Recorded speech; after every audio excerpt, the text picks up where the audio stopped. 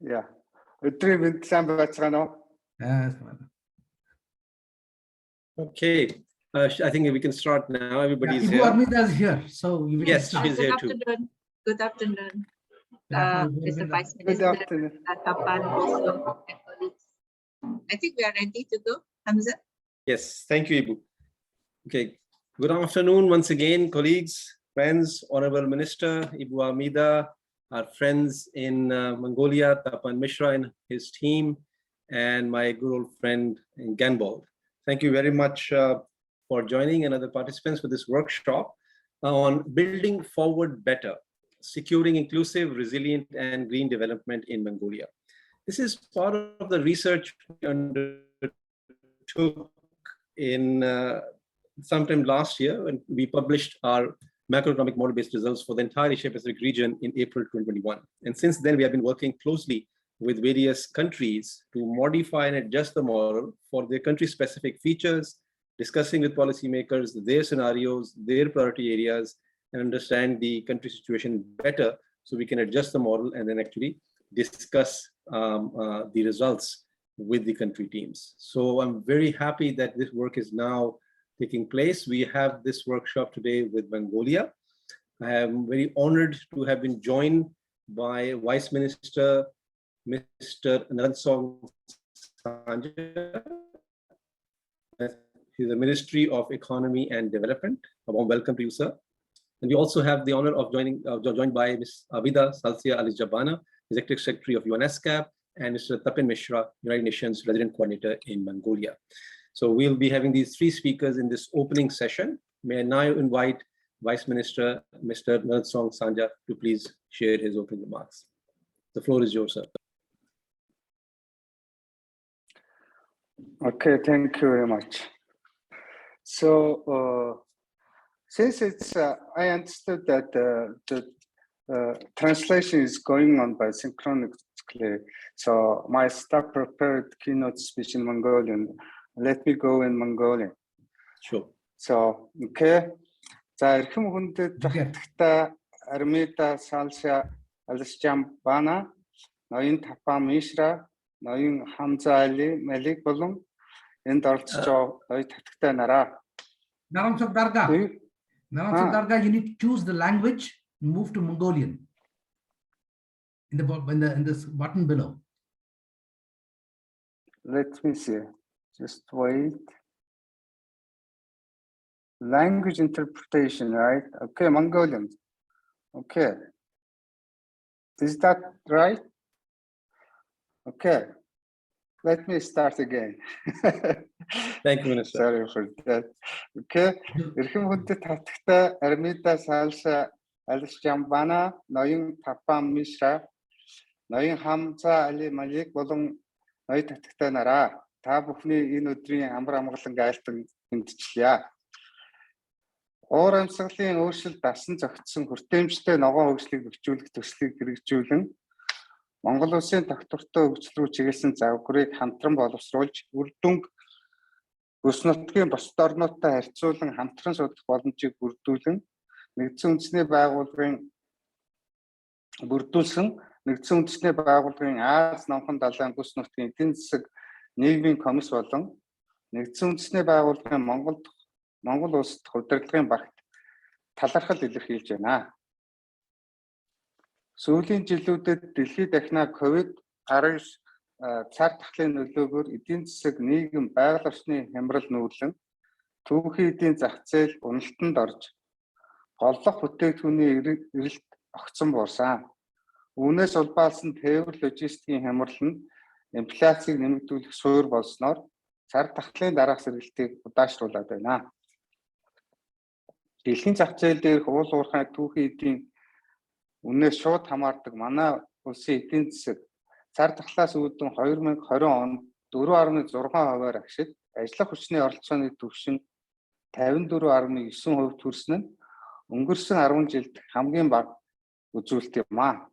Үүгээр зогсохгүй цөлжилт газрын доройтлолд өртсөн газар нутгийн хэмжээ нь 76.9%, нэг хүнд ногдох хүлэмжийн ялгарлын хэмжээ дэлхийн дунджаас 2.7 дахин их болтлоо өснө Монгол улсын уур амьсгал өөрчлөлтөнд хэрхэн эмзэг болсныг харуулж байна. Ийм байгаль орчин нийгэмд үзүүлэх нөлөөллийг тооцоолж цар тахлын уналтаас илүү хүртээмжтэй бөгөөд доктортойгоо сэргэх оновчтой арга замыг тодорхойлохын тулд доктортой хөгжиж чиглэсэн макро эдийн засгийн загварыг эдийн засаг хөгжлийн яам, нэгдсэн үндэсний байгууллагын Аз номхон далайн бүс нутгийн эдийн засаг нэмгийн комисс болон Монгол улс дахь удирдлагын баг хамтран боловсруулсан байна. Тус загварын гол үр дүнгээс танилцуулбал хөдөө аж ахуй, тээвэр логистикийн дэд бүтцэд хөрөнгө оруулж эрчимцэн мал аж ахуйг дэмжих нь иргэдийн орлогыг нэмэгдүүлж, ядуурлыг бууруулан ажлын байрыг бий болгоод зогсохгүй, хүлэмжийн хийн ялгардлыг багасгаж, бэлчээрийн дөрөөдлийг хязгаарлах олон талын үр ашигтай байна. Дараагийн асуудал бол сэргээгдэх эрчим хүчинд хөрөнгө оруулснаар өсөн нэмэгдэж буй эрчим хүчний хэрэгцээг ханган, хүлэмжийн хийн ялгарлыг бууруулж, хөдөлмөрийн бүтээмжийг нэмэгдүүлэн, иргэдийн эрүүл мэндэд эргээр нөлөөлнө. Жилээс жилд нэмэгдсээр буй хүлэмжийн хийн ялгарлыг хамгаалахын тулд ялгаруулж буй хэрэгсэл болон үйл ажиллагаанд татвар ногдуулснаар богино хугацаанд инфляцийг өсгөх эрсдэлтэй ч урт хугацаанд төсвийн орлогыг нэмэгдүүлэн эрчим хүчний салбарын тогтвортой өсөлтийг хангана. Эрхэм хүндэт амьд ноёд таттай нараа. Цар тахлаас үүдэн нийгэм эдийн засгийн хүнд байдал хүнд байгаа энэ цаг үед Монгол улсын их хурлаас 2021 оны төгсгөл урт дунд хугацааны бодлогын хэрэгжилтийг ханган богино хугацааны хөгжлийн бодлогын үндэс болох шин сэргэлтийн дунд хугацааны хөтөлбөрийг батлаад байна. Шин сэргэлтийн бодлогод суур дэд бүтц болон эдийн засгийн төсөл арга хэмжээ болон уур амьсгалын өөрчлөлт хүн нийгмийн тогтвортой хөгжлийн асуудлуудыг тусган авч үзсэн бодлогын зорилттой томьёолсон болно. Тус бодлогын хүрээнд уур амьсгалтай өөрчлөлтөд тэмцэх, хүлэмжийн хийх ялгарлыг бууруулах, эрчим хүчийг дэмжих, бэлчээрийн нөхөн сэргээж газрын дороотлыг бууруулах, боловсрол, эрүүл мэндийн үйлчилгээг хүртээмжтэй болгох, суур дэд бүтцийг сайжруулан эдийн засгийг эрчимжүүлэхээр тусгасан болно. Энэхүү зорилтуудыг доктортой хүртээмжтэйгээр богино хугацаанд хэрэгжүүлж, бодлогын оновчтой арга хэрэгслийг тодорхойлоход бидний боловсруулсан макро эдийн засгийн загвар нэм чухал ачаал бүгдэлтэй юм аа. Та бүхнийг Монгол улсад тогтвортой хөгжлийг цогцлоох сайшдын үйлсэд хамтран ажиллана гэдэгт үнэ итгэж байна. Өнөөдрийн хэлэлцүүлгийн үйл ажиллагаанд өндөр амжилт хүсье. Баярлалаа.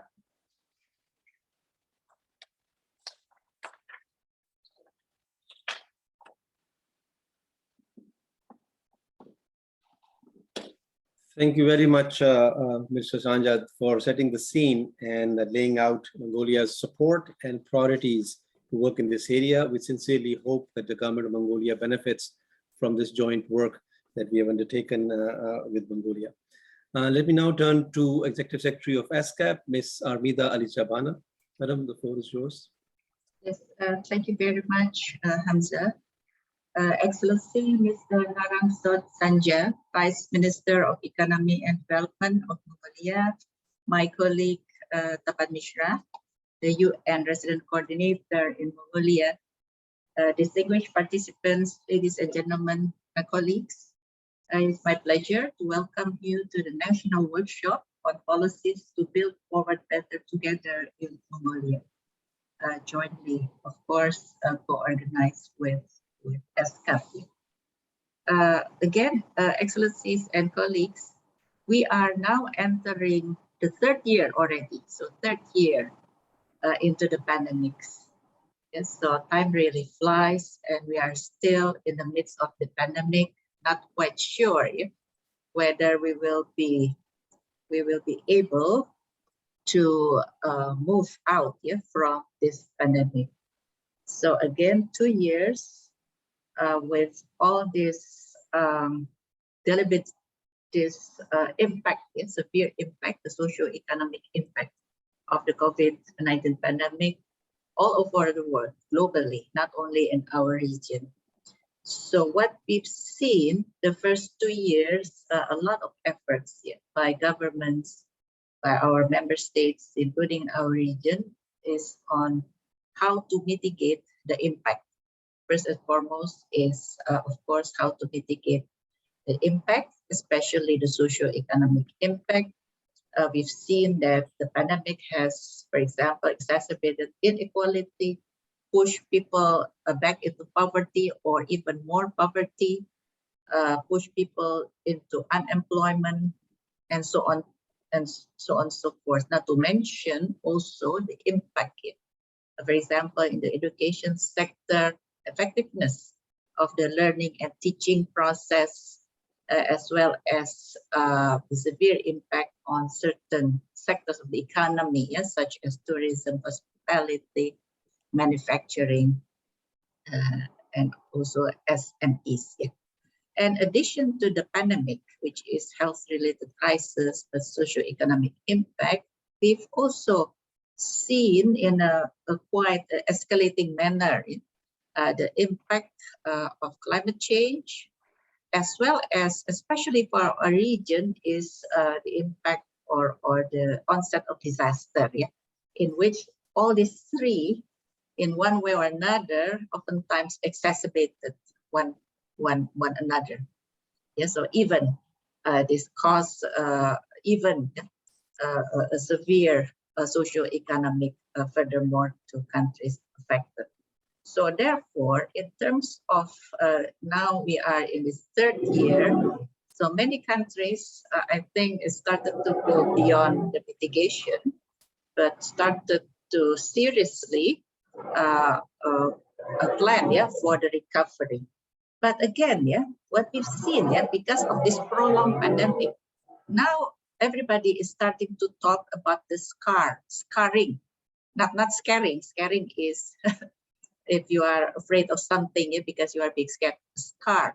Scarring, because of the prolong, it left scar, in certain sectors, in the education sector, for example, the productivity, of the labor force, or even the economy. So the scarring effect. So therefore, in designing the recovery, we need to take a more longer term.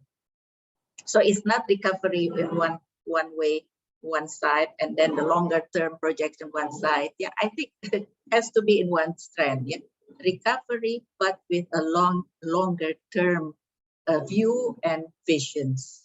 So therefore, what ESCAP study also has shown, actually, the last year's study, which is the reference including for this workshop.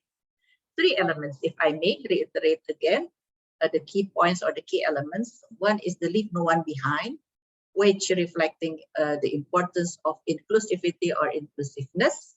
Second is the element of resilience, which reflecting the importance of preparedness to future crises, including to pandemic, natural disaster. Third is the element of sustainability, which is very important nowadays. Everybody is talking about this climate change and climate action. On this climate action, if I may a little bit go into this climate action commitment, in which countries, of course, everybody understand this, countries need to commit themselves to net zero emission around this middle century. Of course, identify 2050. But then how countries can plan this? This is long term, but together with the recovery. So the recovery and the long-term development path. So therefore, it's very important for each country, of course, including Mongolia. So thank you very much, Excellency, that you've taken that very much into account to have also the long-term scenario already built in towards these 3 core elements of leave no one behind, resiliency, sustainability. Last point is, Excellency and distinguished participants, that I would like also to reiterate is the importance of 2 other elements, which is digitalization, in which how the recovery and the long-term also vision needs to take into account how to digitally transform. In this case, of course, the economy, including the society. And last but not least is we cannot do much if we do not have the financing in place. But this has added challenge, as we know, many countries is because of the impact and on financing also, many countries now face debt issues. So how to address debt issues, which cannot each country do it on its own, but it's also a global effort. And second, then you can also have to think more on this innovative financing, which comes this SDG bonds, social bonds, debt for climate swap, and so on and so forth. So I think we have quite a full menu here, and I'm glad that ESCAP is facilitating this exercise through this workshop and beyond. Again, thank you very much, Excellency, for this opportunity and for this good collaboration. Thank you very much. Thank you, Ibu Amida, for putting the context of today's workshop in the global picture and the broader challenges that not only Mongolia, but countries across the board are facing. And let me now request Mr. Tapan Mishra, Resident Coordinator for the United Nations for Mongolia, to share his thoughts. Tapan, the floor is yours. Thank you, Hamza, Director of the Macroeconomic Policy and Financing for Development Division of ESCAP. Your Excellency, Mr. Narangsot Sanja, the Vice Minister for Economy and Development of Mongolia. Dear Ibu Amida, our Executive Secretary of the United Nations Economic and Social Commission for Asia Pacific, ESCAP. Dear Gunbold, the head of the sub-regional office in the East and Northeast Asia at ESCAP in Incheon. My dear UN colleagues, our partners in the government, development partners, and every participant in this workshop. It is my immense pleasure to welcome you at this national workshop, Building Forward Better, ensuring inclusive, resilient, and green development in Mongolia, which is jointly organized by UNESCAP and the UN Resident Coordinator's Office in Mongolia, along with our ministry, the new Ministry of Economy and Development of Mongolia, which we look forward to as a strong partner. Taking this opportunity, let me first congratulate the government of Mongolia for establishing the Ministry for Economy and Development and His Excellency Mr. Narangsot Sanja on his appointment as Vice Minister. The role of the new ministry is crucially important for successful implementation of the 2030 Agenda for Sustainable Development in Mongolia, especially in the face of the ongoing challenges that all countries encounter, such as the COVID-19 pandemic, global economic recession, and climate change. There's an urgent need for a better policy coherence and integrated measures to build forward better and fulfill the sustainable development goals across all the three dimensions: economic, social, and environmental. I would like to acknowledge the government's immediate response to the COVID-19 pandemic, which was very impressive. Mongolia has one of the highest vaccination rates in the world. As on February 22, around 70% of the total population and about over 90% of the target population have been fully vaccinated. The government has provided a wide range of COVID-19 relief packages to protect vulnerable population, including top-ups on existing child money program, which played a crucial role in reducing the national poverty rate 0.6% points from 28.4% in 2018 to 27.8% in 2020. While such a comprehensive health and social response was necessary in preventing a health crisis and a rise in poverty, it put additional strains on financial space and the fiscal space, increasing debt vulnerability and reducing financial resources for investment in sustainable development. According to the preliminary data, the real gross domestic product, or GDP, was 27 trillion tugriks in 2021, growing by about 1.4% year on year, but still lower than its pre-pandemic level of 27.9 trillion tugriks in 2019. A budget deficit was 3.2% of GDP, which significantly decreased from its 2020 level, being financed by foreign loans and withdrawal of government deposits. By 2021, the government debt reached 27 trillion tugriks, which is equivalent to the 2021 GDP in real terms. While the COVID-19 may have catalyzed economic and financial challenges, it is not the underlying cause of the problem. The Mongolian economy was volatile before, depending on commodity prices and business cycles of its trade partners. If Mongolia is to achieve the Sustainable Development Goals in the remaining 8 years, it should transform its economy, which is much broader than structural change. Economic transformation under the 2030 agenda goes beyond productivity, growth, looking at wider ranges of issues and processes, including urbanization, demographic transition, changes in institutions, etc., and being integrated with social development and protection of the environment. Therefore, I'm very pleased to have this workshop today, which is about integration of macroeconomic, social, and environmental aspects and policy options that Mongolia can consider for sustainable and inclusive economic growth. This work is a part of the UN support to the government of Mongolia in preparing the 10-year targeted programs and mainstreaming the SDGs in the national policy planning framework.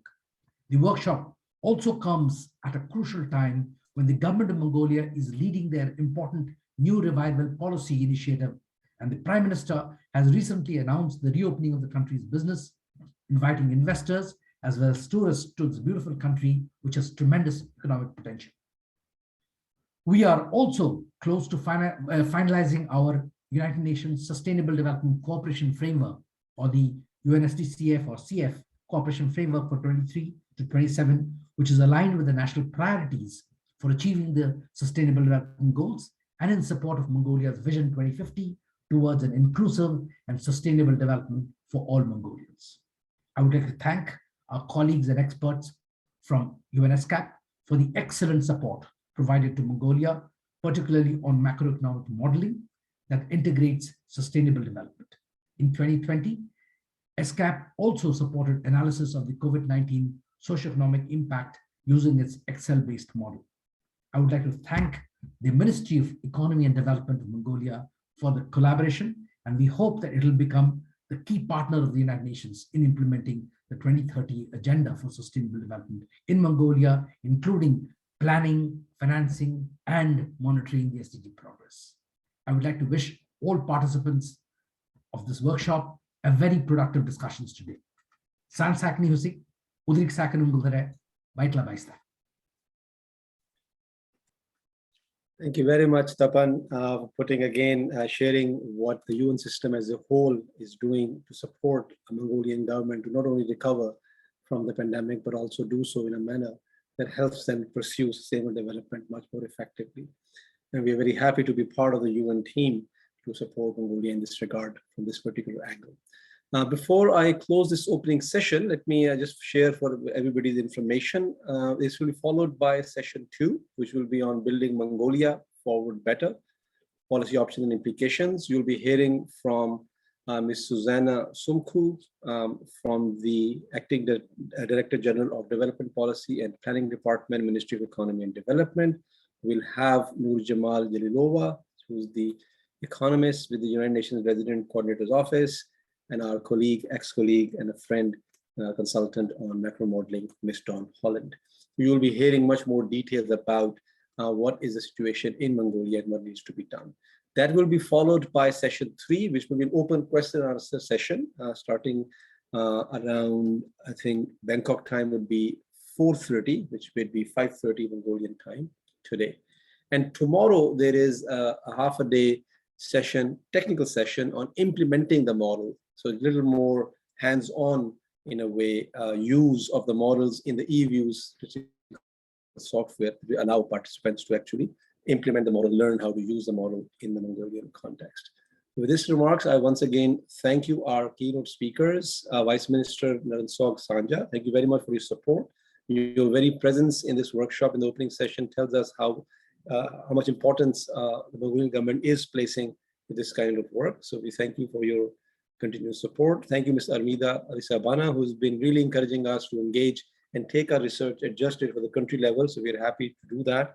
And Tapan Mishra for working very closely with our team in bringing this workshop to reality. With these remarks, I stop here and hand over to my colleague, Ganbol Basanjav, to start the session too. Thank you, colleagues. Thank you, Hamza. Indeed, the opening session sets important context of our engagement this afternoon of how much the tools such as macroeconomic model could contribute to carry out the well-designed government policies towards achieving our shared universal agenda on sustainable development. Now we have the next hour to learn more about Mongolia's development opportunities and challenges, and also to discuss the socioeconomic and environmental implications of selected policy options to achieve resilient, inclusive, and green development. These nuances and circumstances that Mongolia faces today anchors the development of the macroeconomic model. So we have 3 presentations now for this session. So I trust our distinguished panelists will keep us engaging with their presentations while also keeping the time allotted for the presentation so that we can have more time for Q&A session and open discussion session. First, now I give the floor to Ms. Susanna Sumkhu, Acting Director General of the Development Policy and Planning Department at the Ministry of Economy and Development of Mongolia. Ms. Sumkhu is responsible for formulating national development policies, identifying development priorities across economic, social, and environmental pillars of sustainable development, and providing methodological support to national and subnational development planning counterparts.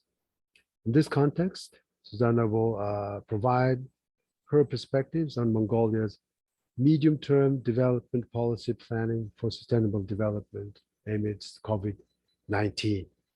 The floor is yours, Susanna. Thank you very much, Mr. Gombold. Greetings to all of you. It's great to see all the colleagues from UN as well as from the government and other participants all gathered together in this virtual workshop. So I will keep my time now, 20 minutes, and leave time for discussions for additional comments or questions. So I just want to give a context, policy context to how Mongolia is dealing with the pandemic in terms of socioeconomic development, as well as the medium and short-term policy priorities the government is upholding in achieving sustainable development. So we all know that COVID-19 pandemic is still happening. Socioeconomically, future is quite uncertain still. And when we look at a couple of data, Mongolia has dealt with COVID-19 pandemic quite early on. We've not only implemented social and economic actions regarding social welfare, but also economic stimulus packages. And with those efforts, we were able to distribute 3rd and 4th doses of vaccination. So vaccination rate compared to Asia and the world, Mongolia ranks higher, so 66.2% as of later last week. And so with this context, the COVID-19 pandemic has affected the economy quite negatively. Frankly speaking, Mongolia has faced the 2nd biggest economic contraction, as you would say, from 1991. So the economy has contracted minus 5.3%. And this has resulted in Mongolia's economy performing lower than its potential, as is the case in many countries. So this is happening globally without Mongolia not being a very special case. So still a concern moving forward in the medium term. Countries are undertaking various policy measures, as we know. So some key cases are Singapore, Italy, South Korea have all undertaken specific code-related policy actions, such as the Korean New Deal.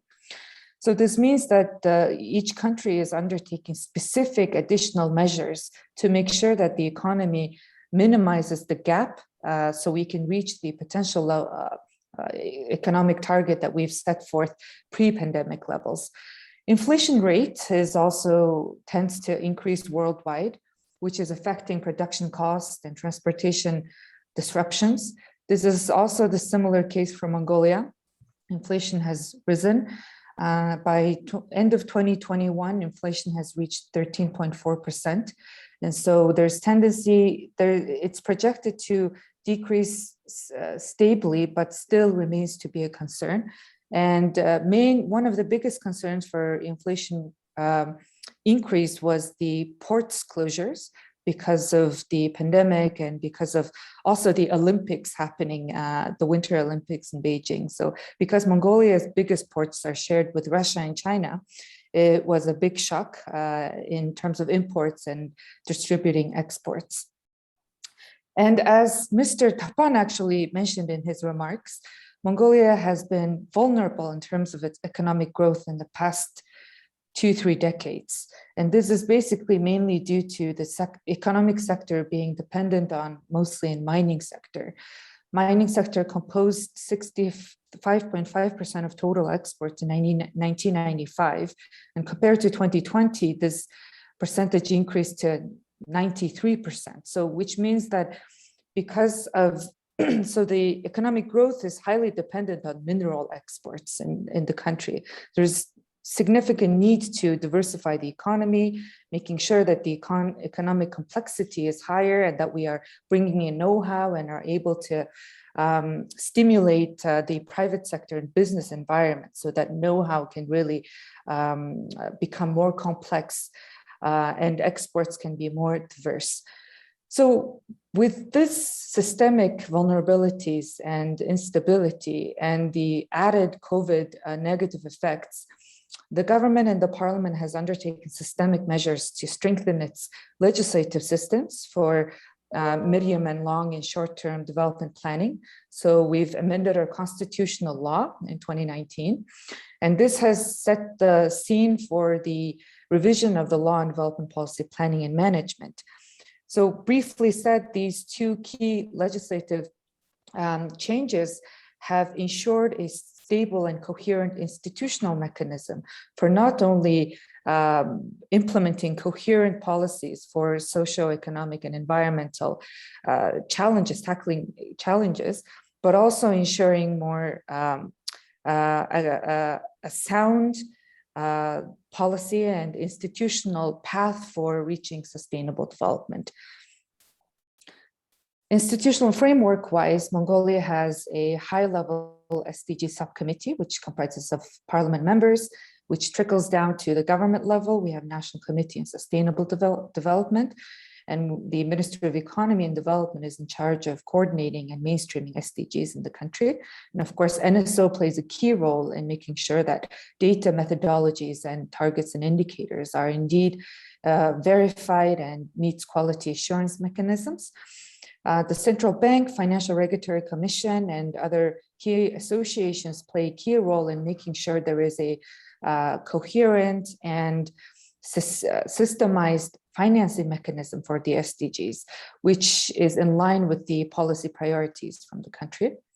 So we worked, we've put added focus in the past 4 or 5 years in the government to make sure that policy planning mechanisms is indeed coherent. And this is supported by respective regulations and laws and the way that government institutions work with each other, which also includes auditing, financial budget planning, as well as civil society and private sector stakeholder engagement. As you can see in the screen, you can see in a very brief snapshot how the policy environment looks like in Mongolia.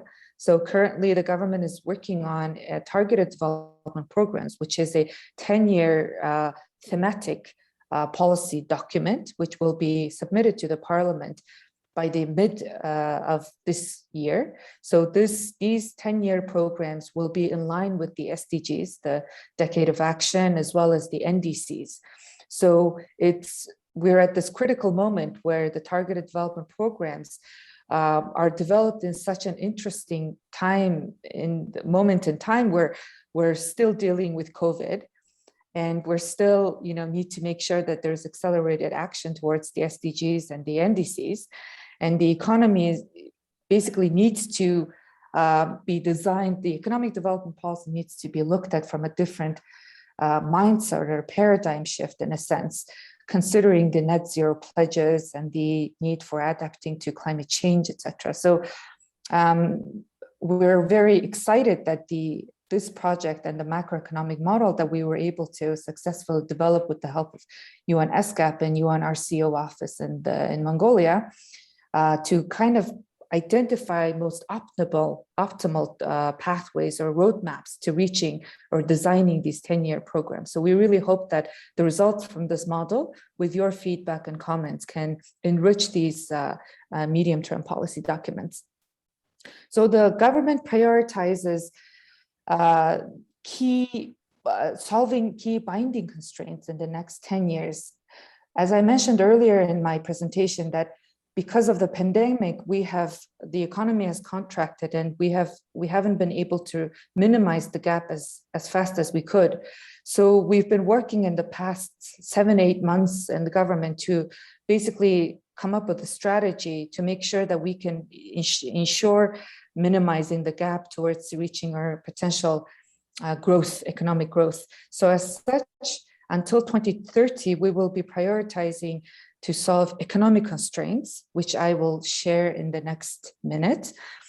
But before that, so when we solve binding constraints, it will be critical that we mainstream and streamline the SDGs and the NDCs. So models like we've developed and will be sharing today, these macroeconomic models will be one of the key pillars for ensuring that we're not only just focusing on economic growth, but we're also thinking about the inclusiveness and sustainability of successful achievement of these policy priorities. We're also working on developing proper financing mechanisms. It's important that we come up with policy priorities and actions, but if we don't have comprehensive strategy to finance them, it will be impossible to reach any kind of success. So as such, we are in the government, we're coming up with the INFF, Integrated National Financing Framework for the SDGs, as well as looking at reforming PPP legislative documents, so laws, as well as investment laws, as well as other regulatory documents, so that this can be a solid baseline for making sure that there is sound institutional and policy mechanisms moving forward. We have just submitted a request to develop our second DNR, which the first one was developed and presented at the UNHLPF in 2019. So this year will be a big year for us in developing and reflecting on how the growth pattern has been in the past 4 or 5 years, and bringing in challenges and reflections from the COVID pandemic as well, and then thinking about the next medium and short-term policy priorities. So brief note on the new recovery policy, as Mr. Vice Minister Naransokt and Tapan Mishra has mentioned. So new recovery policy's goal is very, very clear. It aims to expand the economic base and capacity. It aims to reduce COVID-19 pandemic negative effects. And it also aims to resolve binding constraints to make sure that there is expansion of economic base.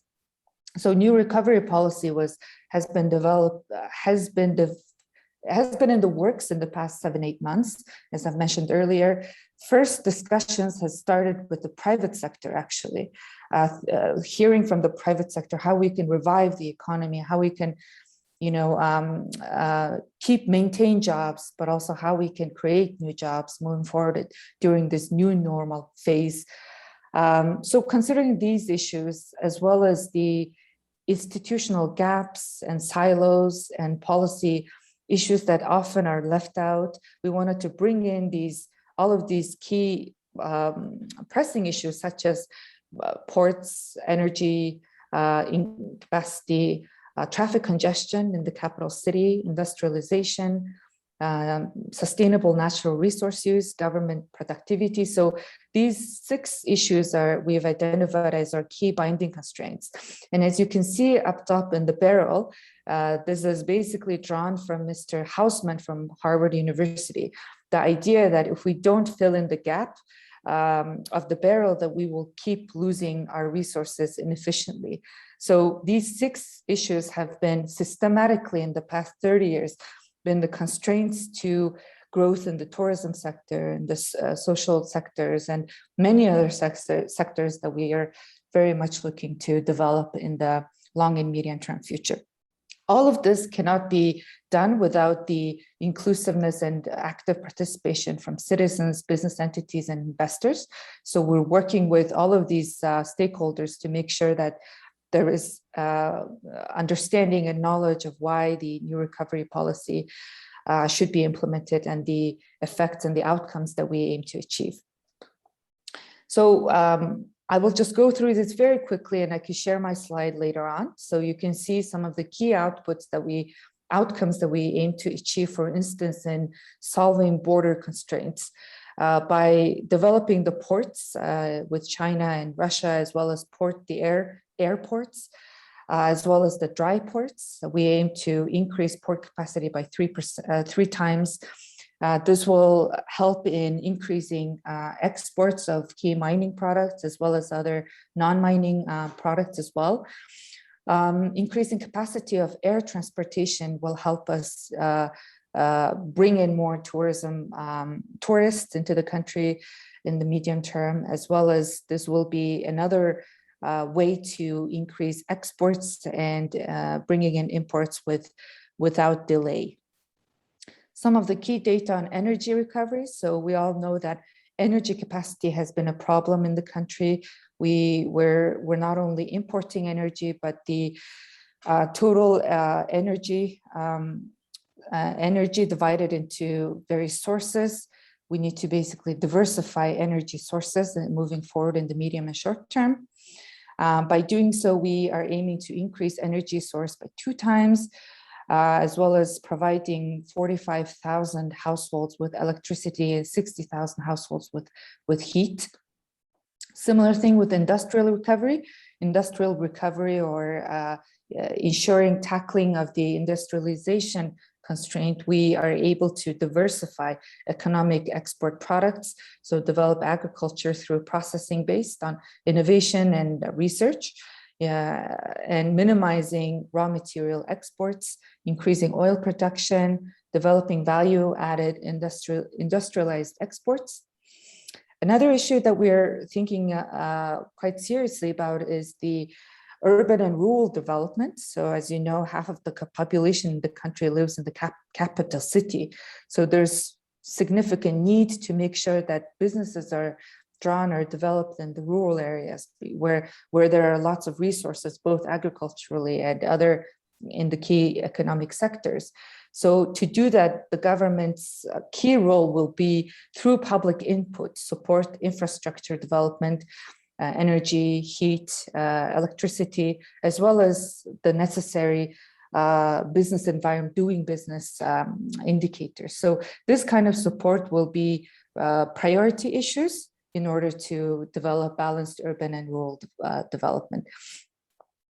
Green development is another huge issue. So the new recovery policy focuses on climate change, mitigation, adaptation, as well as water management and waste system management. So these 3 are key priority issues that will be covered in the green development. So I can share more detailed information during the Q&A. So I'll keep my presentation short.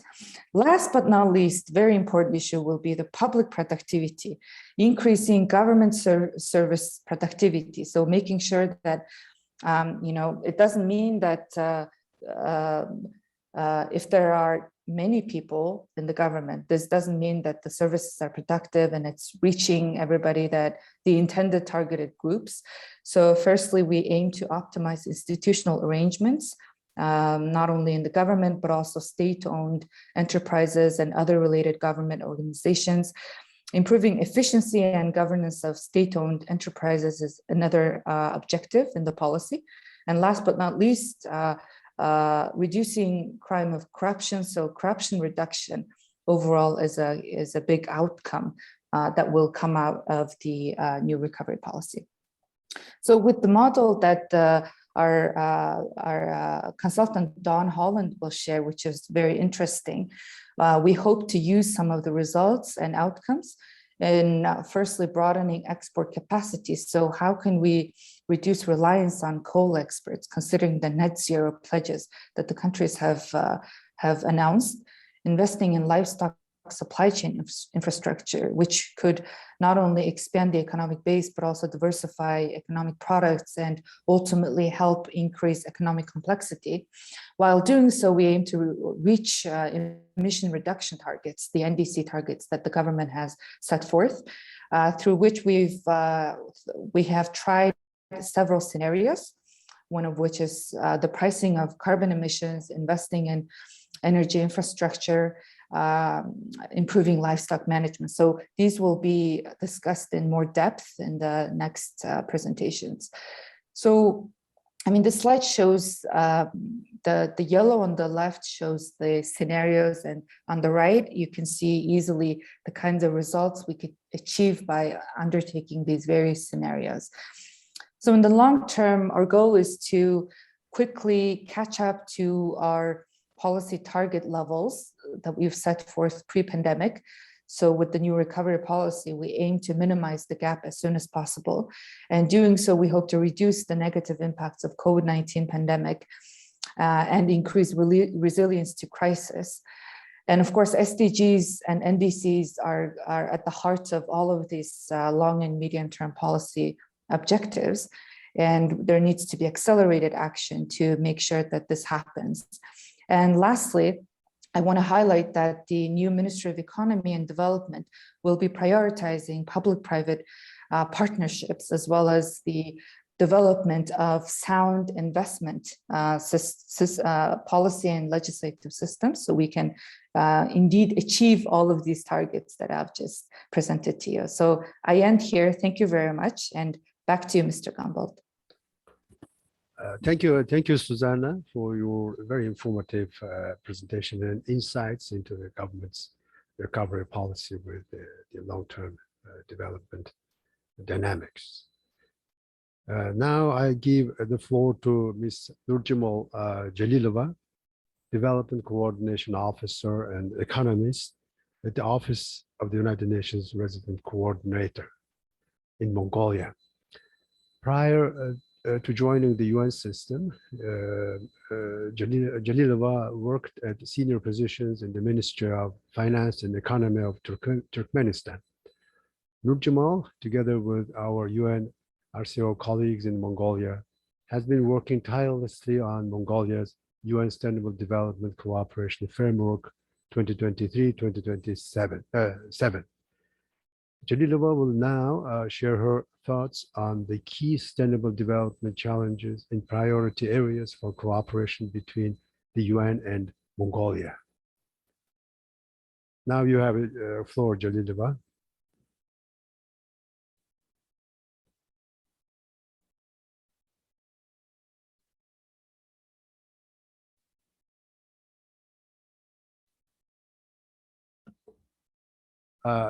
Can you unmute yourself?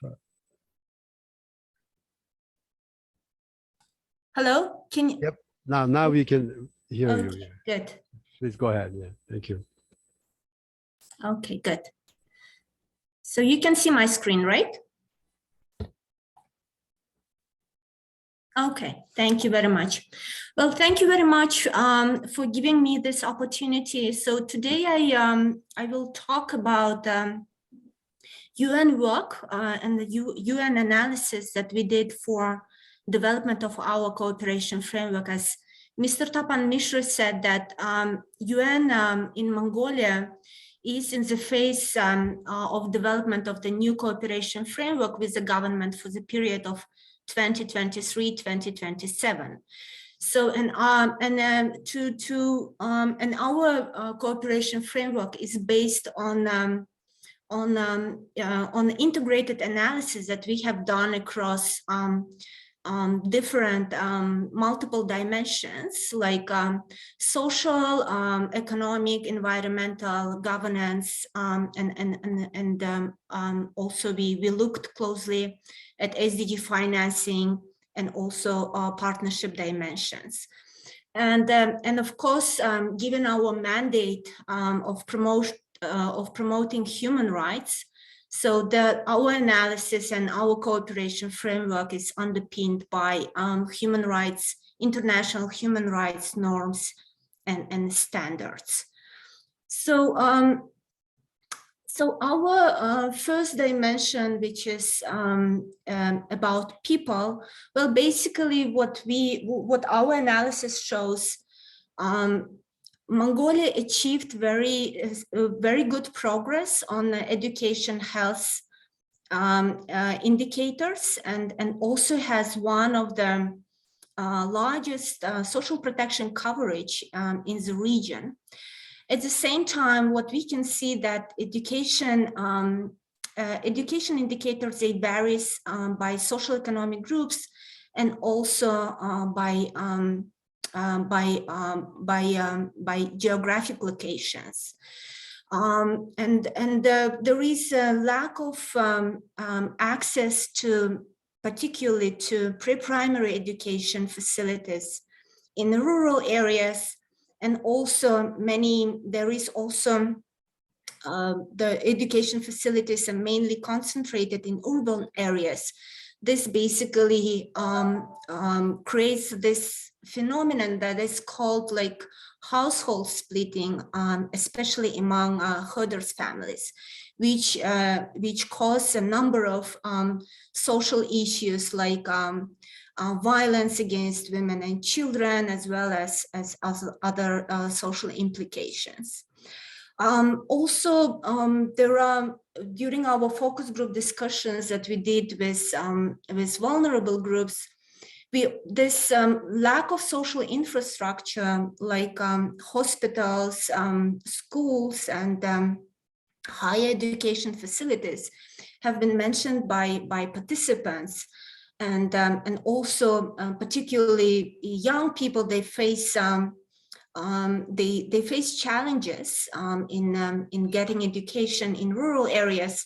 That's why there is a huge migration to urban centers, and also as food, despite the fact that malnutrition has been eliminated and significantly reduced among children, there is still food insecurity, and half, almost quarter of populations, they suffer from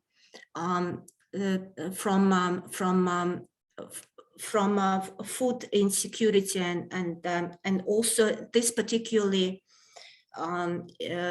severe in Ulaanbatar, where residents, they have to rely on imported food. And this we could see also, we can see also in inflation rate, and one of the contributors to the inflation rate is food prices. So also what we can see that there is a good reduction in maternal, infant, and under 5 mortality rates. And however, we see that given this, that unhealthy habits and as well as lifestyle, there is an increased obesity and overweight among adults and children, as well as increased incidence of non-communicable diseases, which causes almost 59% of all deaths in Mongolia. Mental health particularly became an issue during the COVID pandemic, and this is something that is a problem for adolescents and in rural areas, And this is demonstrated by high adolescence birth rates, particularly in central regions of Mongolia.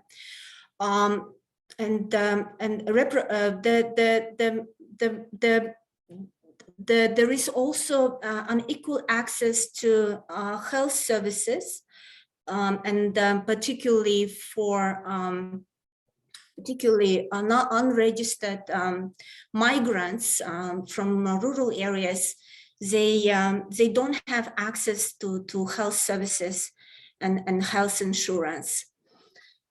We did our analysis. So while we looked at the national averages, what our analysis was trying to show is, what is the situation with the most vulnerable groups who are the furthest behind, or who are at the risk to be left behind. So, and based on our analysis, social exclusion analysis, we identified the following groups which are vulnerable and most marginalized. So children and adolescents, as I mentioned, there are multiple deprivations which children and adolescents face. And women and girls, particularly during the COVID pandemic, domestic violence against women and women increased significantly. Persons with disabilities have been identified as the most marginalized group in Mongolia, which face a lot of stigmatization and discrimination. Young people, particularly those who live in rural area, they face a lot of challenges in finding job opportunities. Therefore, there is a high migration among young population to Ulaanbatar and other urban centers. Urban poor and internal migrants, this is a group that face, again, and the challenges they face, it's not only related to income poverty, but more importantly, access to services. So they, and they face multiple deprivations. Children of migrants, they cannot receive equal access to education, and also, as I mentioned, access to health services is limited for unregistered migrants.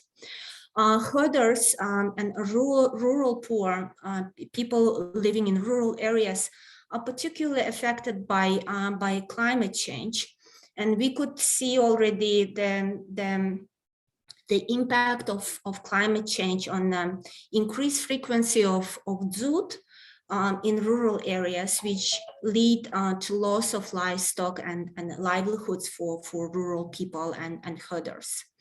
Ethnic minorities is, well, basically we couldn't find much information about ethnic minorities, and all our analysis is based on human rights treaty body reports.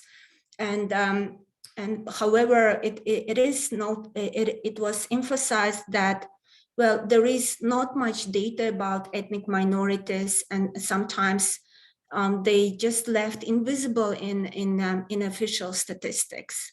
Elderly people was also identified as one of the vulnerable groups, given the aging of population that Mongolia faces, and also need for development and creation of long care services, which are currently absent in the country. And sexual minorities, another group that faces a lot of discrimination and stigmatization, as well as access to services.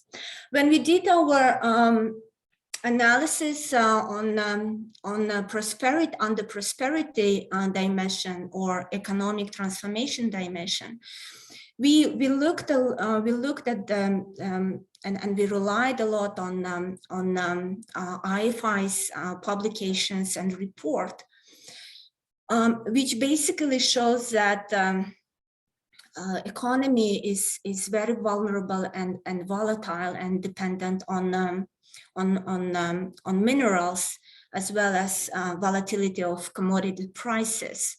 So this if you talk about economic transformation, it basically started with transition from planning economy to the market economy in early 90s, which led also to large privatization of state-owned enterprises, and also was one of the reasons of high unemployment levels in 1990s, early 2000s. The second wave of economic transformation, which was more about structural transformation, when it happened in 2001, 2002, when there was one of the severest drought. And drought is a very severe winter when livestock it remains without any food and is not able to get any food from pasturance. So this phenomena led to movement and to significant migration of population from rural areas to urban areas, and became and labor movement from agriculture. If you will look at these graphs, the share of agriculture in GDP structure significantly reduced, and also employment in agriculture, share of employment in agriculture also reduced significantly since 2001. So, and given that despite the fact that mining sector constitutes like a quarter of GDP, it cannot absorb, it couldn't absorb labor, and this free labor was absorbed mainly by low productive service sector. Also, when we look at the external sector and how open is Mongolia, and how important is trade and cooperation with other countries for Mongolia, we see that trade, Mongolia is very open economy, and it joined WTO in early 90s, and it follows and it doesn't have any like strict regulations and significant import tariffs to protect its domestic economy. So the share of trade increased significantly, in this graph you can see basically that since 90s, the main trade partner, there is a shift in trade relationships between China and Russia, and with China currently accounting for 90% or 80% of trade, Mongolians trade. There are, despite the fact that there are the issues related to and challenges related to landlockedness between two big economies, there are also opportunities to become a transit country for Mongolia. But at the same time, what we see that there are challenges related to infrastructure and trade infrastructure, which Susanna already also mentioned, and government is taking steps in building this infrastructure. But at the same time, while infrastructure can solve some of the issues related to better connectivity, there is also a need to improve other issues like trade regimes and other barriers that really hampers trade and attraction of investment. When we analyze planet dimension or environment issues and climate change, well, basically what we see that as His Excellency Deputy Minister said, 77% of total territory is under degradation. And well, there is also like from one side, we see that there is reduced share of agriculture in GDP, and also so-called pastoral drop-off when herders, they're shifting from livestock sector to service sector. But at the same time, this commercialization of livestock sector, which was driven by demand in cashmere production and leather production, it led to significant increase in livestock, and as a result, it led to overgrazing of pasture lands, and also land degradation and forest degradation was led by was driven by forest fires and also insects attacks.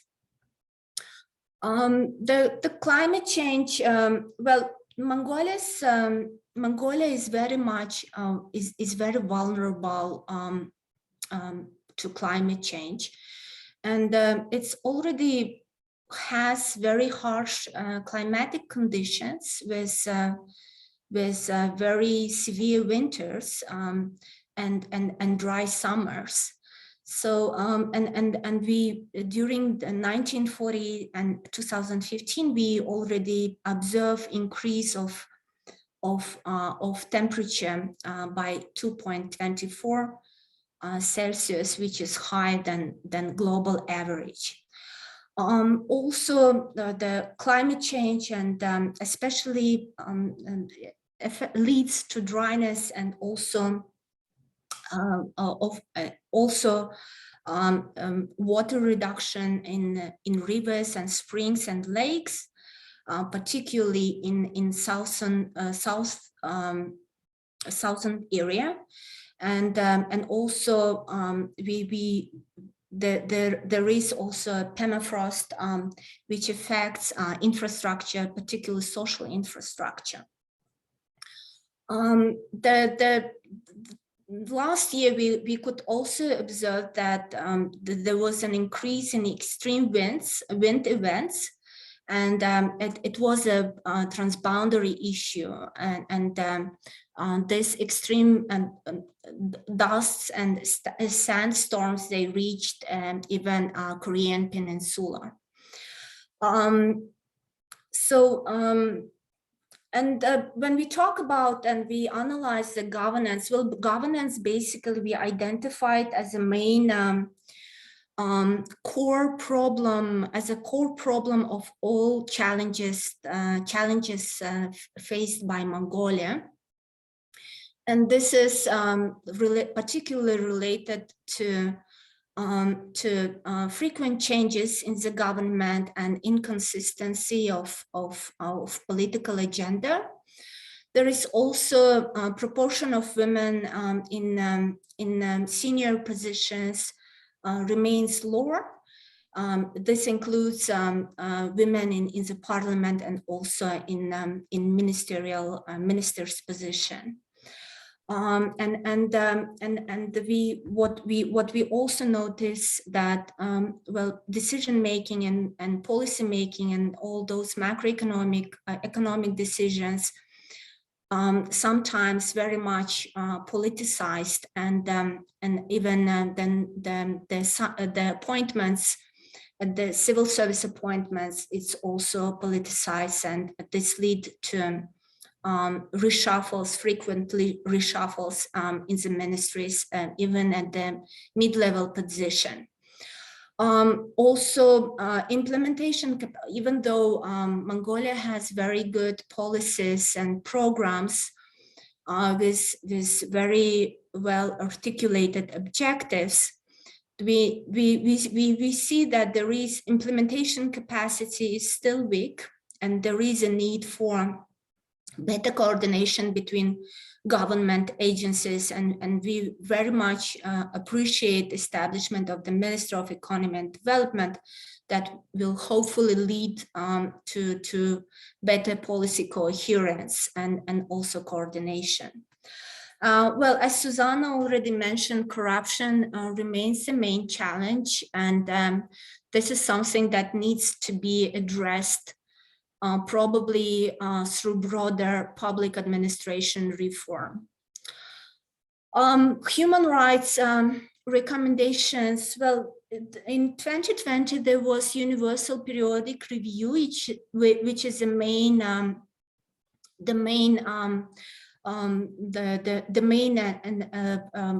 mechanism to monitor implementation of human rights commitments by the country.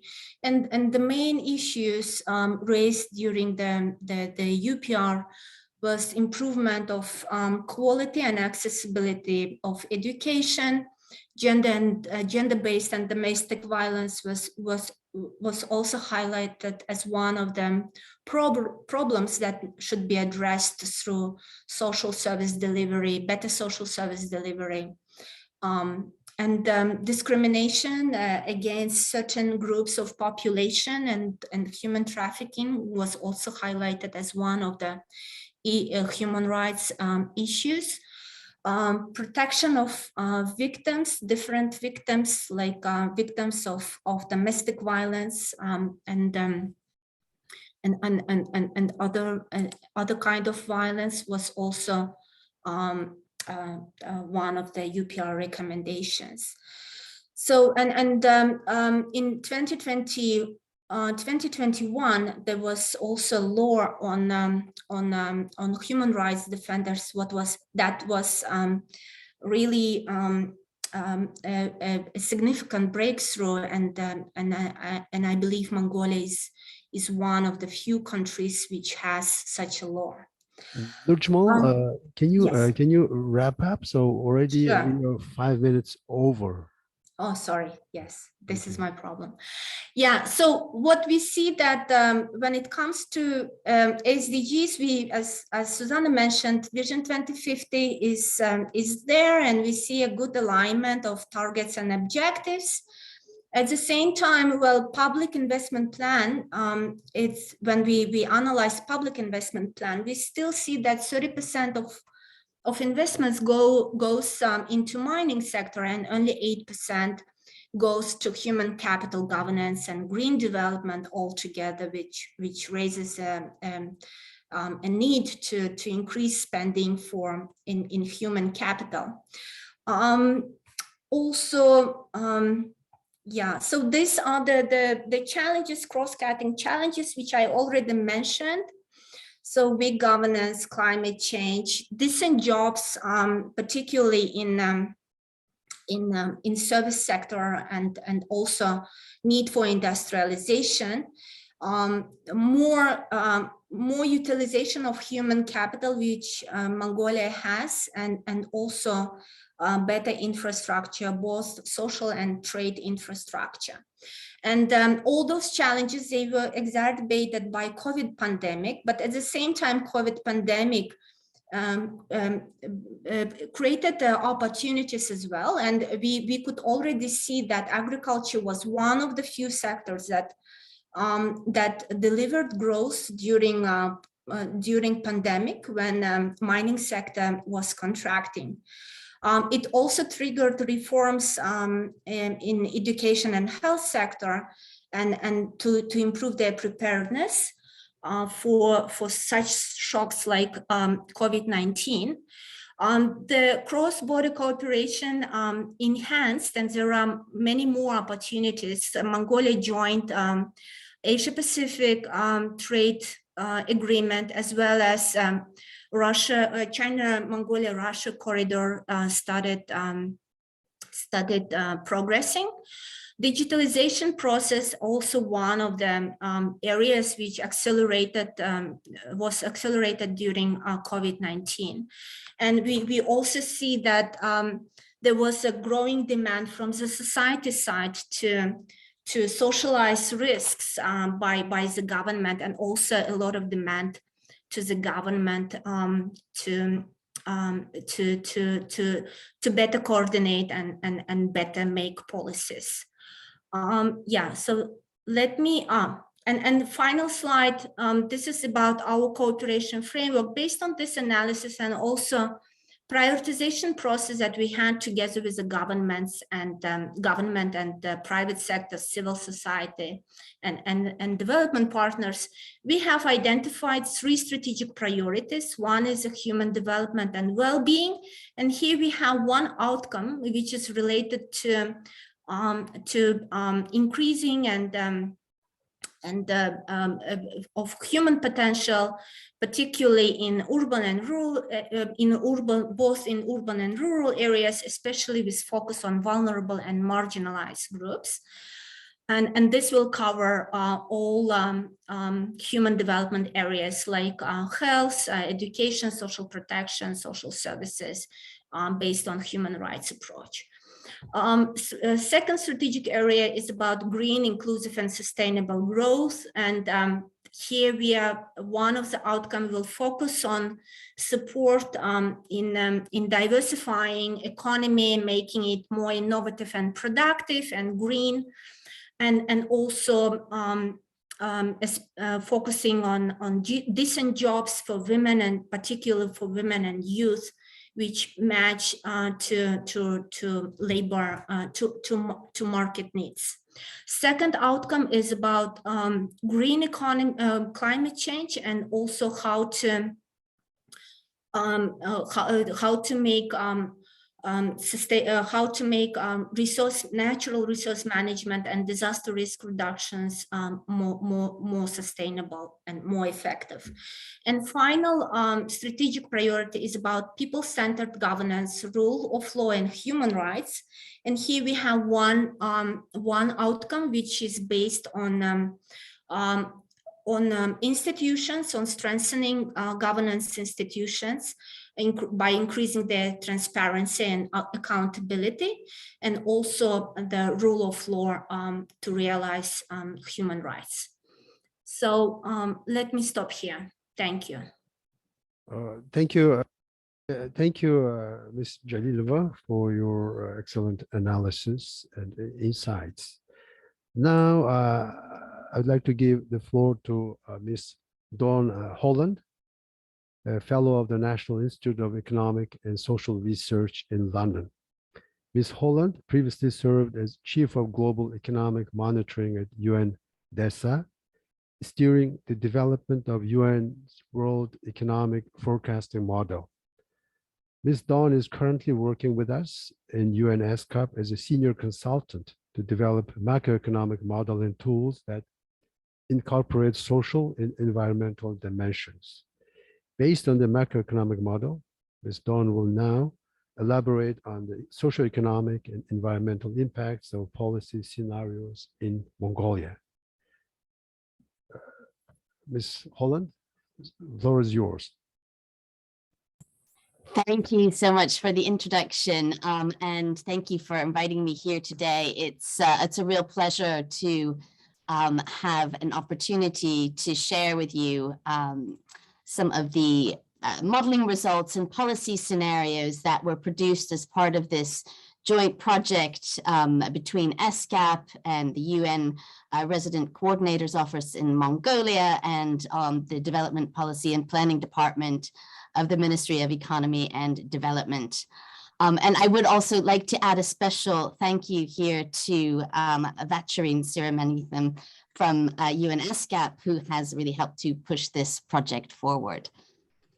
So the scenarios that I'm going to show you are an application of the ESCAP macroeconomic model, which was originally developed, as Hamza explained at the very beginning of the of the conference today by the Macroeconomic Policy and Analysis section at UN ESCAP to support the design of economic recovery packages for countries in the Asia and Pacific region.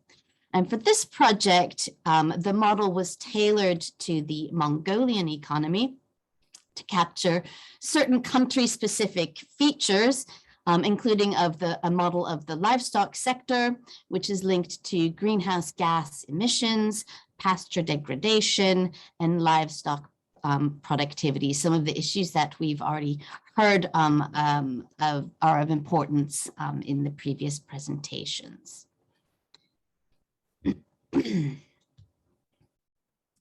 So a few words about the ESCAP macroeconomic model. This is a global model, so it includes about 60 individual country and regional models, including a model of Mongolia, and the countries are all linked together via trade and other interactions.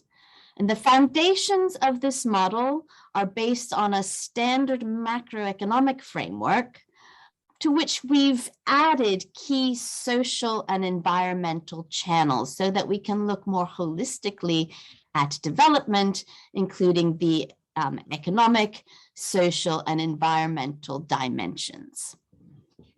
In terms of its sort of modeling genre, we describe it as a structural econometric model. So it combines a solid theoretical underpinning based on standard sort of macroeconomic theoretical relationships with country-specific dynamic equations that are econometrically estimated so that it captures, it's a sort of halfway house between theory-based modeling and data-based modeling, so captures some of the benefits of both approaches. It's designed primarily for producing scenario studies rather than for forecasting, and it can be applied to a wide range of policy questions, and we've also used it for stress testing and debt sustainability analysis. Each of the country models has about 100 equations, or I think 127 equations in the case of Mongolia.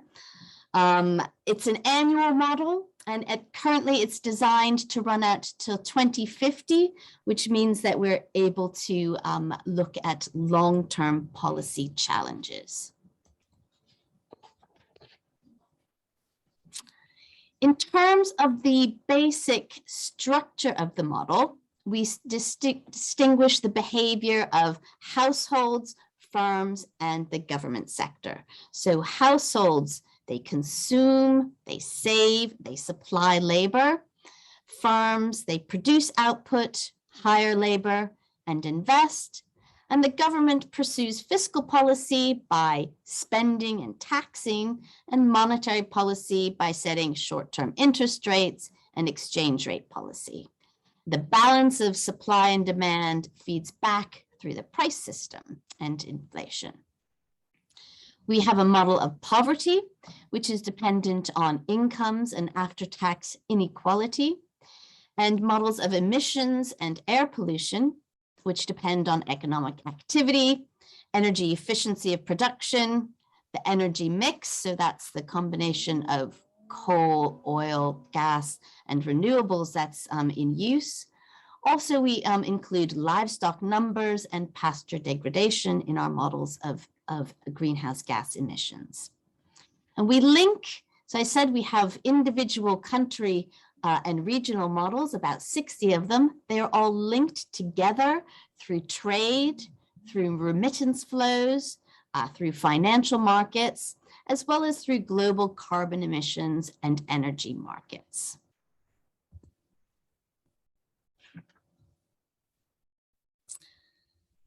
Now, like all models, the ESCAP model is a simplified, a simplification of the deep complexities of economic and social and environmental interactions. And it cannot capture all of the behaviors and issues that have been raised in the presentations by Susanna and Nerjamal in this session.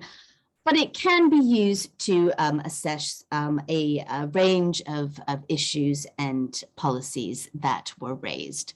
So we develop a set of policy scenarios. And I won't have time to go through the model in detail. As I mentioned, there's 127 different equations just for Mongolia, but I'll briefly review the key transmission channels within the model for each of the scenarios that were covered in the report that was prepared as part of this project, to give you some indication of what is captured by the model. Bearing in mind that, of course, it is a simplification, so it does not capture absolutely every channel of transmission within that might be considered. So first of all, what is a scenario? So a scenario is developed relative to a baseline set of assumptions. So for example, a scenario asks, what if some assumption in your baseline turns out to be different than assumed? So for example, we can consider new government spending programs or an unexpected rise in the oil price, a drop off in global demand for coal, policies to encourage women to enter the labor force, etc. And generally, we look at the results of scenarios in terms of the difference relative to the baseline. So the percentage difference relative to a baseline set of assumptions. So rather than looking at sort of the growth rates, which you would look at when you were assessing a forecast. So the scenarios that we've included in the study are based on sort of two key policy areas. So the first is policies designed to assist reaching emission reduction targets. And the second looks at broadening export capacities. So the first set, reaching emission reduction targets, we look into three key areas. So first, we look at pricing carbon emissions. Second, we look at investing in energy infrastructure. And third, we look at improving livestock management techniques. The second set of scenarios looks at broadening export capacities. And this is largely in reaction to reducing a reliance on coal exports, which was already highlighted by both Nirjmal and Susanna in their presentation as a risk that the Mongolian economy faces. So reducing reliance on coal exports, but also investing in livestock supply chain infrastructure to allow for an expansion of livestock sector exports. So let me take you through the transmission channels of the key of the scenarios that we've considered for this report. So first of all, we look at pricing carbon emissions. We look at both removing energy-related subsidies and also introducing an explicit tax on carbon emissions. In terms of transmission through the model, the two follow essentially the same channels, with subsidies effectively treated as a sort of negative tax, if you like. So when a carbon tax is set, this first increases the costs of production, and that passes to higher consumer prices and inflation. And it also squeezes firm profits, impacting investment and potential output over the longer term. A carbon price increases the costs of burning fossil fuels relative to renewables, encouraging a shift in the composition of energy towards lower carbon and no carbon energy sources. Globally, a global carbon price as demand for induces a decline in demand for fossil fuels overall, and this puts downward pressure on the global pre-tax price of fossil fuels. And the impact of that will depend on whether the country is a net importer or net exporter of fossil fuels, Mongolia being, of course, a net exporter of coal. So we would expect this to lead to a significant terms of trade loss in this case. A carbon price also may generate, or carbon tax is designed to generate fiscal revenue. And this is very important channel. The revenue creates fiscal space that can be used. It can be used for a range of sources. It can be used to pay down government debt. It could be channeled back into the economy to finance new spending program. It can be directed towards social support measures to offset the impacts of the carbon tax, particularly on more vulnerable households. And it can be used to finance other programs. So we'll explore these options in the scenarios. And in particular, we channel a large chunk of this back towards social protection measures to protect the more vulnerable households from the negative impacts of higher energy costs.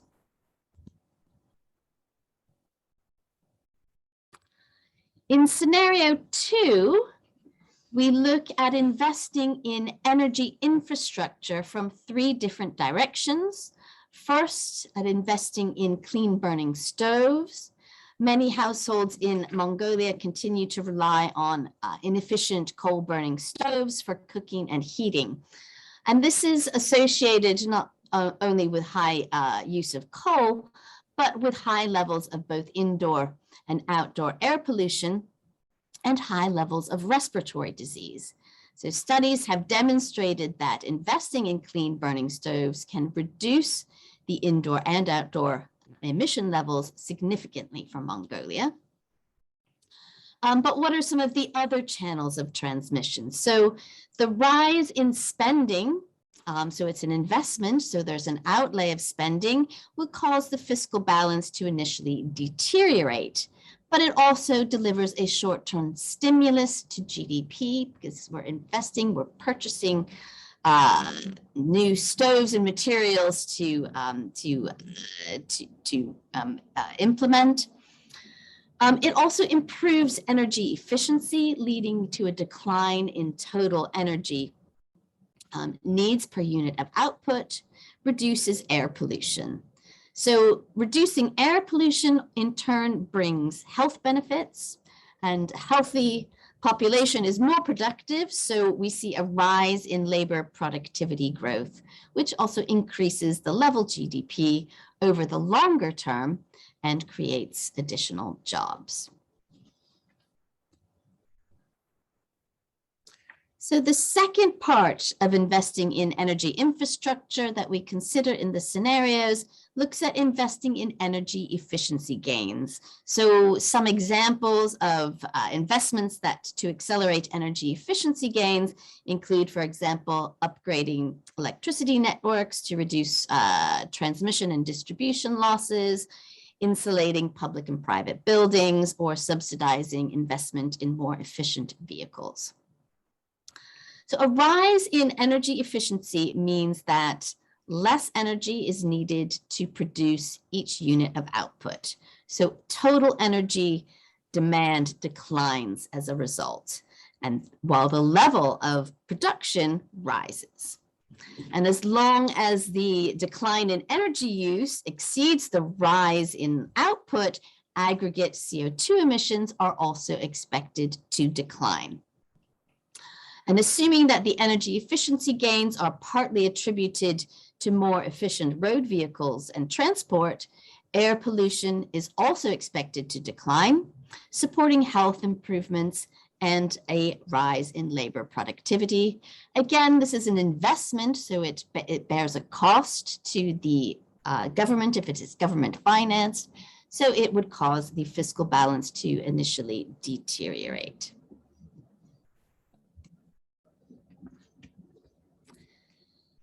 The third part of the scenario of investing in energy infrastructure that we consider is investing in renewables. Now, Mongolia has vast potential for wind and solar energy that is not fully tapped. Expanding renewable energy capacity is really key to meeting jointly the needs to increase demand for energy and provision of electricity that was highlighted in Susanna's presentation at the beginning, while simultaneously meeting the ambitious emission reduction targets that have also been set. The scenario that we design, investment is expected to double renewable energy capacity over the 10-year period relative to the baseline. And this investment acts as a short-term stimulus to economic activity. As the capacity is expanded, consumption of renewable energy gradually increases, and this is offset by a decline in the consumption of fossil fuels. Rising renewable capacity also reduces the average production costs of renewables relative to fossil fuels, driving further shifts in the energy mix towards renewables. So we're crowding in some private sector adjustments towards renewables on the back of public investment in the renewable sector. The shift in the energy mix leads to a decline in CO2 emissions and air pollution. But again, this is an investment, so if it's government financed, then this causes a deterioration of the fiscal balance. So it means that it's looking at these three scenarios, which are all the, investments, which will lead to a worsening of the fiscal balance. It highlights the importance of introducing these policies alongside revenue generating policies. For example, the carbon tax that we looked at the very beginning, which is a revenue raising scheme.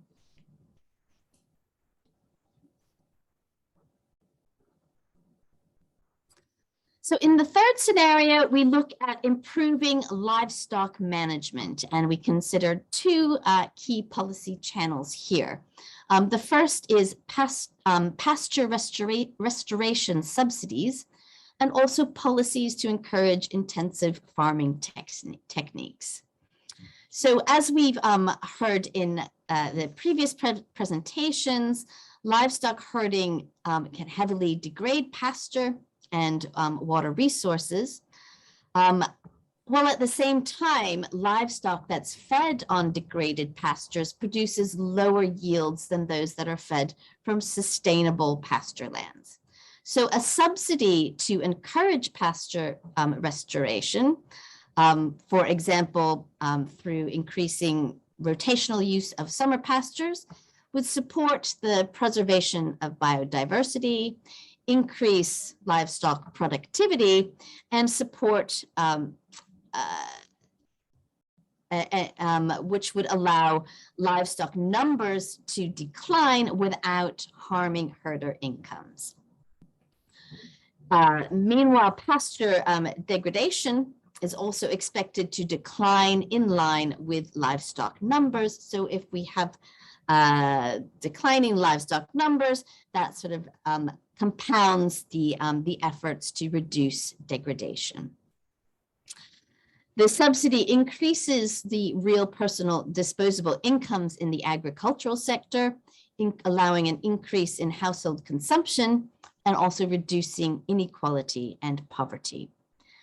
The decline in pasture degradation and livestock numbers reduces greenhouse gas emissions and also increases livestock productivity per head.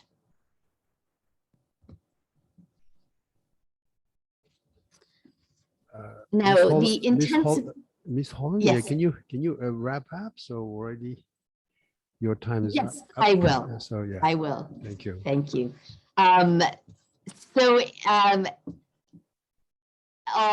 It's difficult to okay.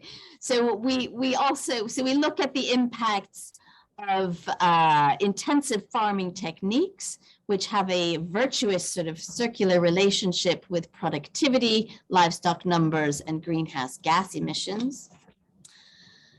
We look at a decline in the global demand for coal, which will have a negative impact on the Mongolian economy, because we expect to see both a decline in the demand for the volume of coal and a decline in the value. So that's the price per unit of coal that is produced.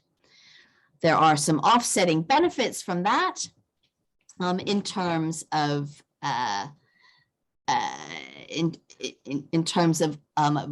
lower global carbon emissions and reduced, improved productivity globally.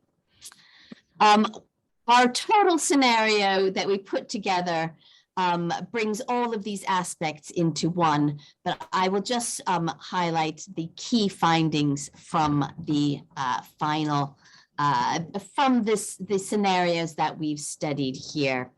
So we've found that so taxing carbon increases inflation temporarily, but has the potential to generate significant fiscal revenue that can be channeled towards other priority spending areas, such as the ones proposed here.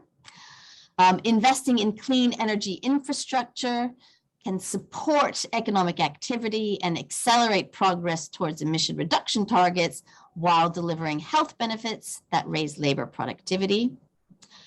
Improving livestock management through pasture restoration and intensive farming techniques can support a decline in greenhouse gas emissions, raise livestock productivity, and support economic activity.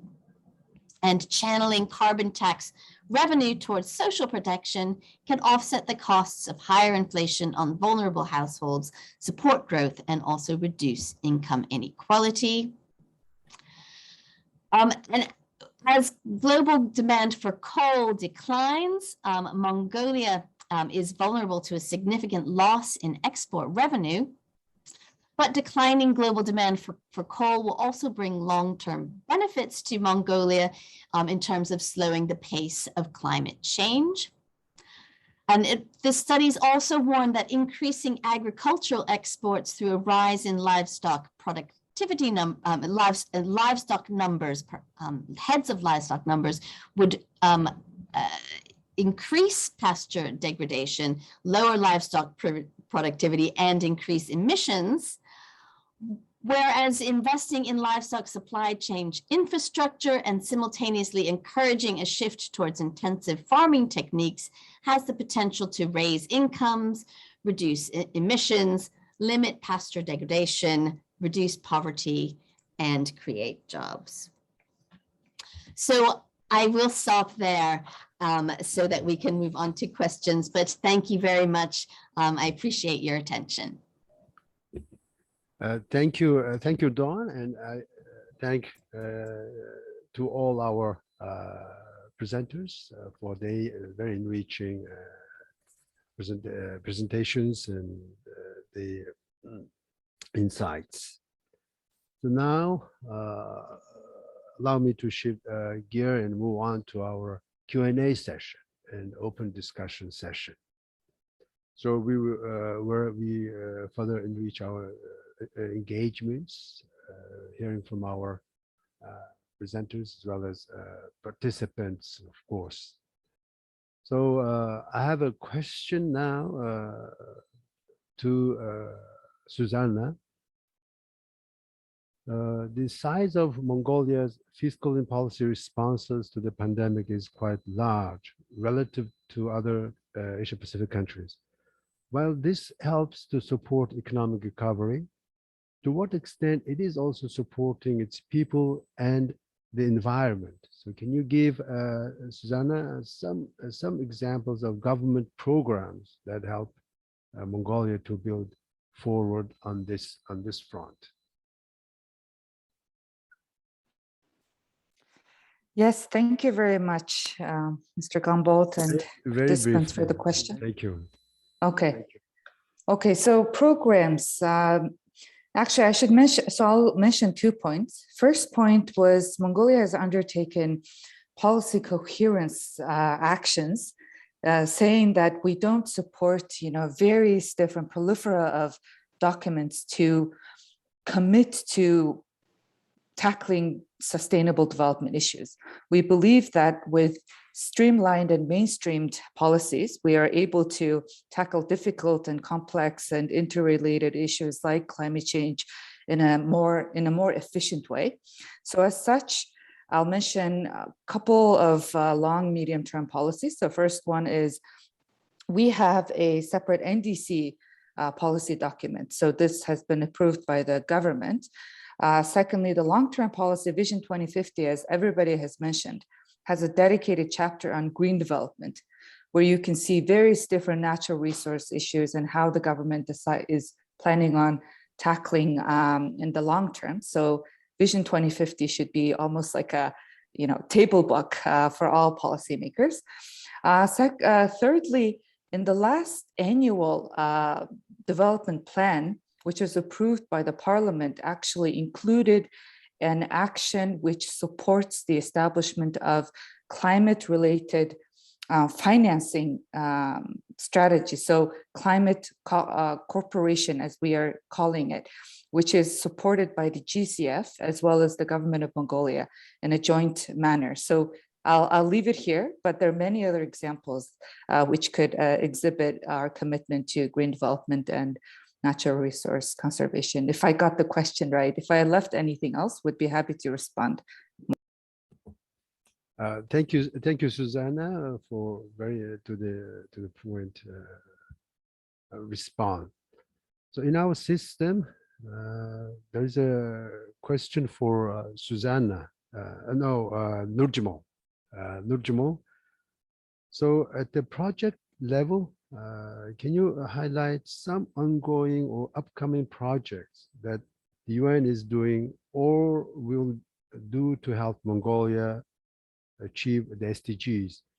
To what extent is the UN working with international financial institutions such as ADB and the World Bank to support these projects?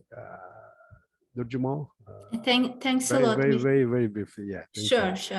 Well, I think the all work of UN system is devoted to support the implementation of SDGs in the country. So, and we have a very, you can see how much UN invests and towards what SDGs those investments goes. So, and we have also the one change that we are trying to do with the new cooperation framework is to shift from assistance to cooperation with the government and have this full ownership from the government side. And also one of the important parts of our new cooperation framework will be partnership with international financial institutions as well as with the development partners, because UN system will not be able to support the country in achieving this ambitious SDGs. So this is very significant part of our new cooperation framework. Over. Thank you, Nurjimo, for your very to the point response. So there is a question for Dawn. Your analysis provides a promising future of Mongolia. Economic growth would be higher, while poverty and carbon emissions are said to decrease. From a technical perspective, are there any caveats that we should be worried about? For example, Mongolia's public debt is at high level, which could affect how the market perceives its debt sustainability. If the risk premium increases, how would that affect your simulation results? Thanks very much. That's a very important point. And I think throughout, when in developing scenarios like this, it's always really important to consider the financing options, because all programs need to be financed. Otherwise, they can put debt on an unsustainable path. And given that the debt levels are already high, especially with the reliance on external debt, which is more subject to exchange rate risk, there is a high risk there. So bringing debt levels down is also an area that needs to be thought through very carefully. So in the scenarios that we've developed, we've introduced a financing channel, and the only financing channel that we've required here is the introduction of a carbon price, which in our scenario rises to $25 per ton of CO2 over a 5-year period. Now, that may seem like a large jump in the short term.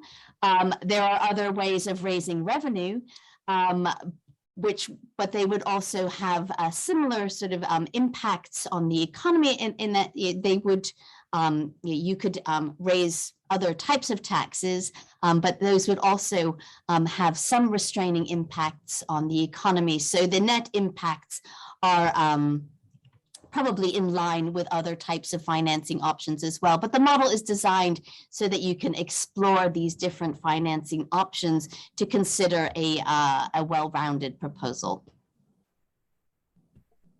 Thank you, Don. So in the chat box, I see a question came from Yasin Janjua. It's a question for Susanna.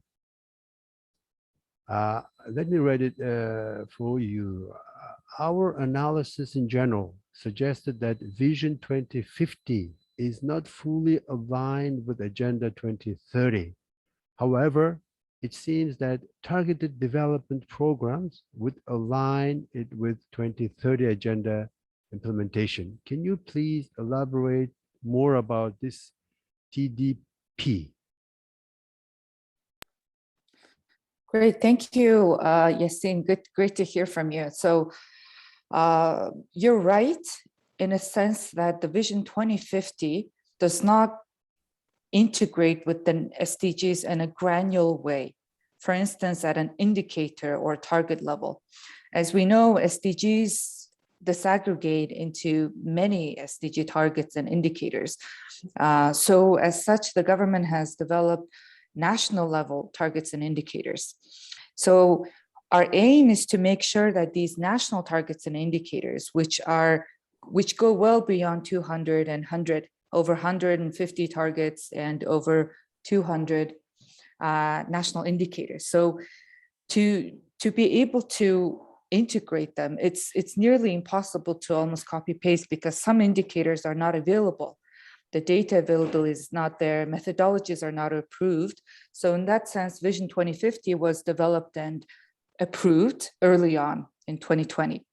So the goal is to make sure that the national targets and indicators are presented to the highest decision-making body, which is the Parliament of Mongolia. And this was scheduled in various legislative documents to be presented in 2021. So now we're working on presenting to the cabinet ASAP, and it now will go to Parliament.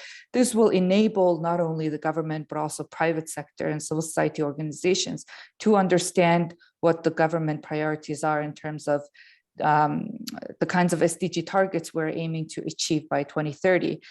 So it will be a very important policy framework moving forward for the achievement of 2030. So I'll leave it here, but would be happy to discuss more, Yasin.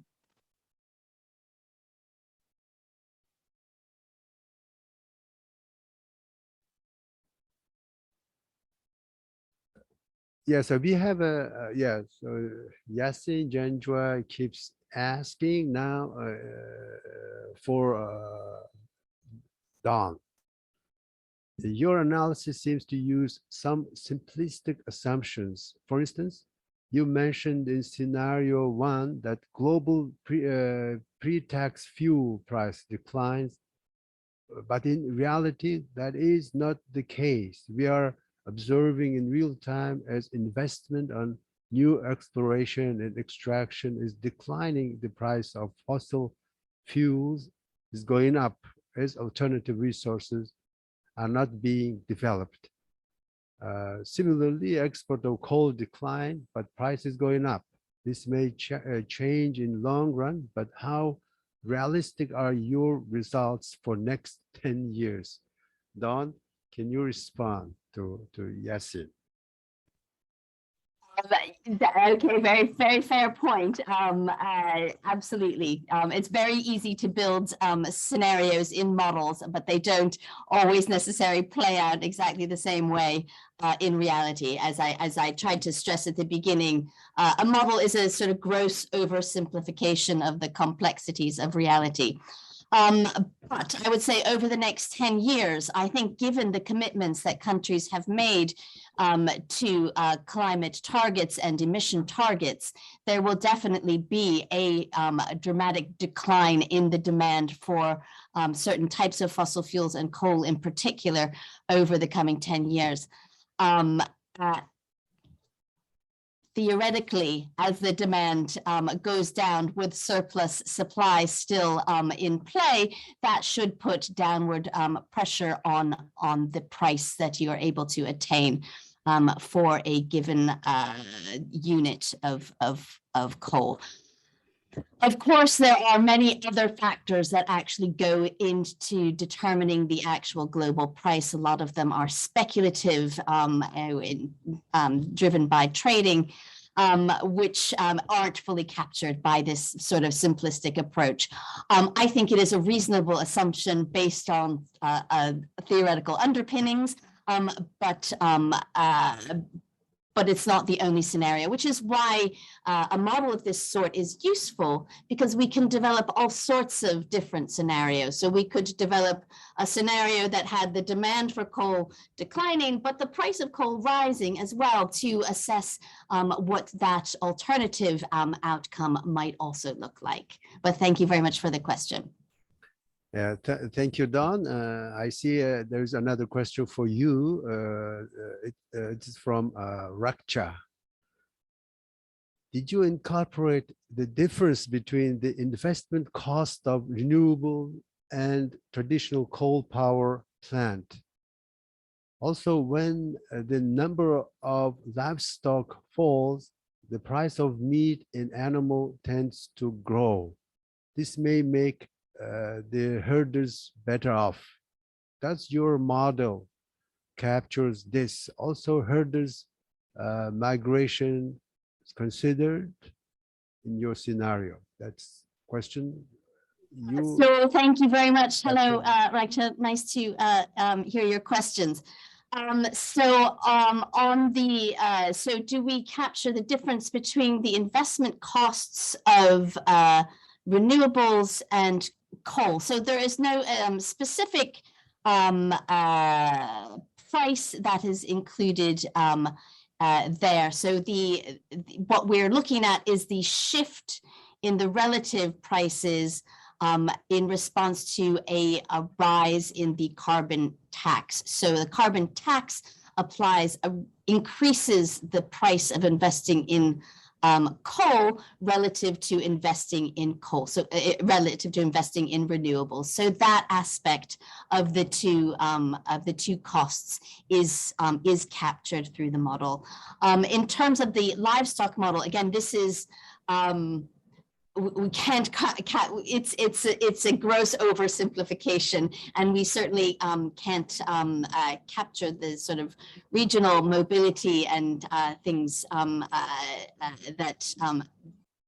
that are clearly very important for this sector as well. What it does capture is the relationship between pasture degradation, livestock productivity, livestock numbers, and greenhouse gas emissions. So that is the sort of full, the extent to which we're capturing some of the key features that we think are sort of most relevance for that sector, but obviously can't capture all of the very minute and very important additional details. Thank you. Thank you, Dawn. So, dear participants, with this, let me now end our Q&A session, being time conscious. thank you for your questions, and thank you our presenters for your candid responses. And this likewise concludes day one of the national workshop. On behalf of my UN colleagues in ESCAP and UN RCO and UN country team in Mongolia, as well as partners from Mongolia's Ministry of Economy and Development, thank you for your participation, and we highly appreciate your active engagements in the last couple of hours. We look forward to engaging with you all again tomorrow, day 2, when we will have the technical session on implementing the ESCAP macroeconomic model for sustainable development for Mongolia. And thank you, and see you tomorrow. Just before we close, I would like to ask our participants to fill out the evaluation form you receive through this chat box, as well as through email from our end. And thank you again for your time with us. And thank you again, our distinguished panelists for this, making this session very engaging and enriching. Thank you and have a good day. Thank you, Ganbol. I join you in thanking the panelists. Dawn, Nurjamal, Susanna, excellent presentation. We look forward to working closely with you. Well done. Thank you. Thank you. Thank you very much. See you tomorrow. Thank you. Thank you.